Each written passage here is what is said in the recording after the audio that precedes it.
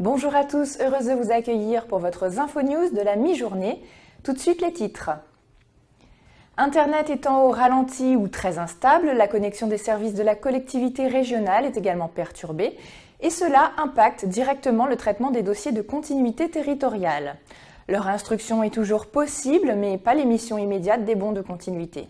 Les services sont mobilisés pour assurer l'accueil dans les meilleures conditions. La région prévoit un rétablissement de la situation vers le 20 décembre. Les guichets d'accueil restent disponibles, ainsi que le numéro vert dédié 0800 097 400.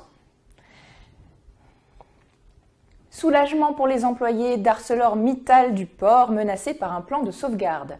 Didier Robert leur a annoncé hier qu'il s'engageait à suspendre l'attribution d'une subvention de 475 000 € jusqu'à ce que la direction ouvre des discussions. Une mesure justifiée par le fait que les subventions européennes de compensation des surcoûts de transport visent de façon explicite à permettre aux entreprises bénéficiaires de maintenir, voire d'augmenter leurs effectifs salariés, explique la région.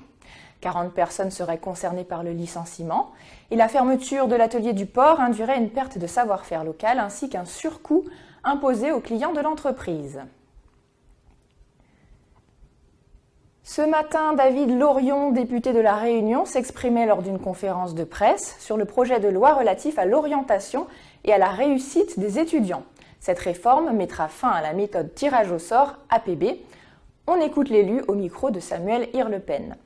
La possibilité de faire des études dans l'enseignement supérieur, la possibilité que les étudiants qui n'auraient pas le niveau puissent faire une remise à niveau et qu'elle soit bien financée, et la possibilité que donne la loi au recteur aussi de mettre en place des quotas, notamment pour les bacs technologiques, les bacs professionnels, en IUT et en BTS, pour que l'orientation de ces deux types de bacs soit aussi mieux faite et qu'on donne la possibilité à ces bacheliers de suivre des études supérieures dans des meilleures conditions.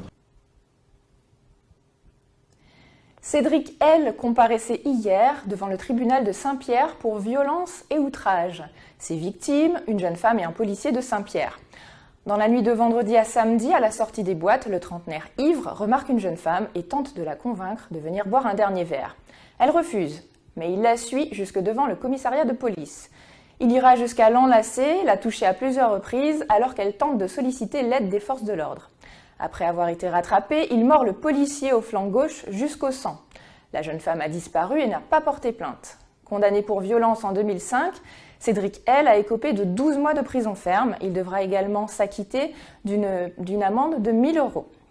Votre Info News est maintenant terminée. Très bon appétit à tous. On se retrouve à 18 h pour une nouvelle édition. N'oubliez pas, l'info continue sur www.info974.com. À tout à l'heure.